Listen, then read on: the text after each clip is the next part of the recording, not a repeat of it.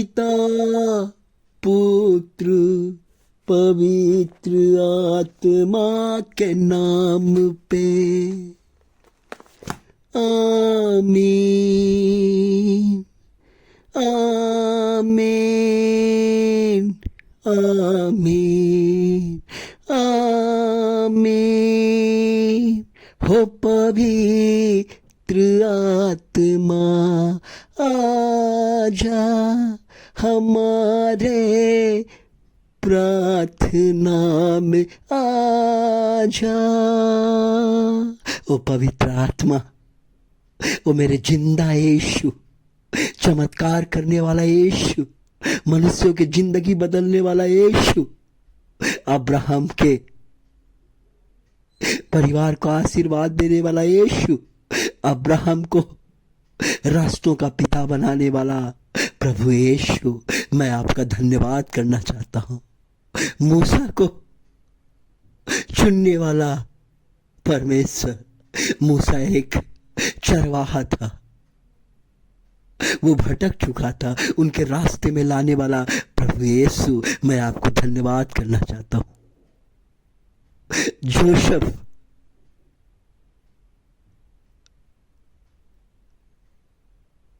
याकूब का बेटा, जिसको सारे भाई लोगों ने गड्ढे में गिरा दिया और उनका कुर्ता को खून से लगा के अपने पिताजी के पास भेज दिया, कहा बोलो कि यूसुफ जोसेफ मर गया है।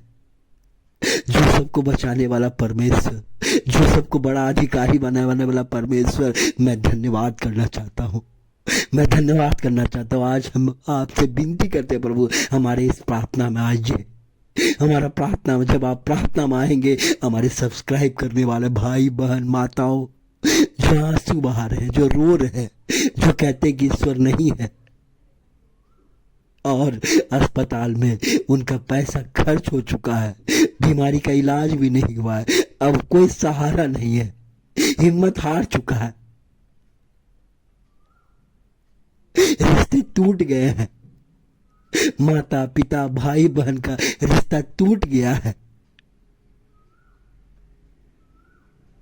प्रभु उन तमाम लोगों को आशीषित करेंगे, क्योंकि प्रभु आशीषित करने वाला परमेश्वर है, शांति देने वाला परमेश्वर है।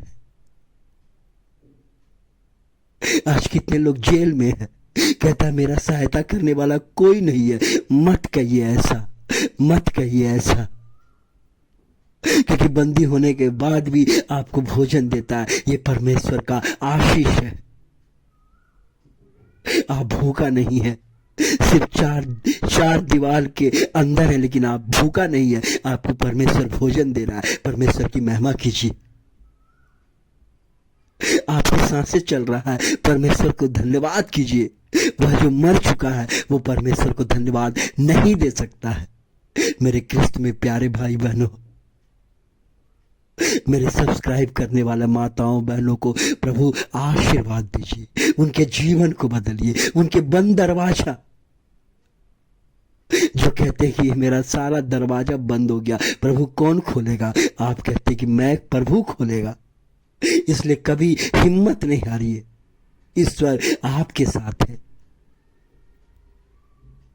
पवित्र बाइबल कहता है कि एक विधवा औरत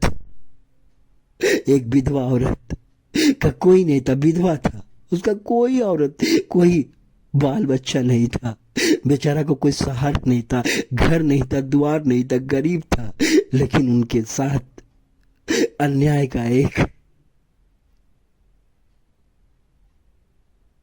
न्यायकर्ता के पास जाके उन्हें अपने न्याय पाने के लिए उस न्यायकर्ता को हमेशा कहता था कि प्रभु, ये उनको कहता था जज साहब मेरा न्याय चुका दिए, ताकि जज से रिक्वेस्ट करता था कि जज साहब मेरा जो कोर्ट का फैसला है वो सुना दीजिए, मेरा न्याय करवा दीजिए। और जानते हैं जज साहब ना तो ईश्वर से डरता था, ना कोई किसी से डरता था, लेकिन ये विधवा औरत डेली जाके कहता था, कहते कहते वो न्यायकर्ता जो था न्यायाधीश जो था वो तंग आ गया, कहा कि नहीं रे बाबा, अब इसके न्याय को हमको चुकाना पड़ेगा। और एक दिन वो फैसला दे दिया। इससे क्या शिक्षा मिलता? उन्होंने कभी बोलना नहीं छोड़ा। इसलिए आप कभी प्रार्थना करना मत छोड़िए, कभी भी हिम्मत मत हारिए, प्रार्थना करते रहिए। जब तक जिंदा है घुटने टेके प्रार्थना कीजिए, प्रभु आपको उत्तर देगा, प्रभु आपके जीवन को बदलेगा, प्रभु आपकी आवाज को सुनेगा। आइए हम प्रार्थना करते हैं।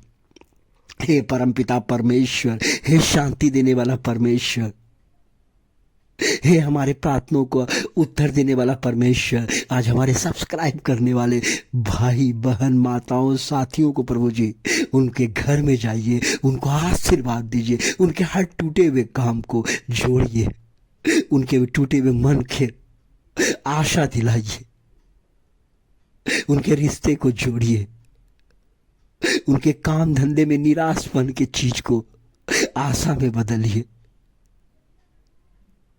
जेल में रहने वाले कैदियों को आशीषित कीजिए, उनके परिवार बाल बच्चे को रक्षा कीजिए, शांति दीजिए। मजदूर भाई जो मजदूर करते हैं प्रभु, उन्हें मजदूरी करने का बल दीजिए, उनको पेमेंट मिले प्रभु। अस्पताल में हमारे भाई जो बहन फंसे हुए, उनको प्रभु वहां से निकाल, आशीर्वाद दे प्रभु। यही मैं प्रार्थना दुआ करता हूं प्रभु, यही मैं दुआ करता हूं। इसलिए प्रभु कहता है कभी हिम्मत नहीं हारिए, ईश्वर आपके साथ है, ईश्वर आपके उत्तर को देगा और जीवन बदलेगा।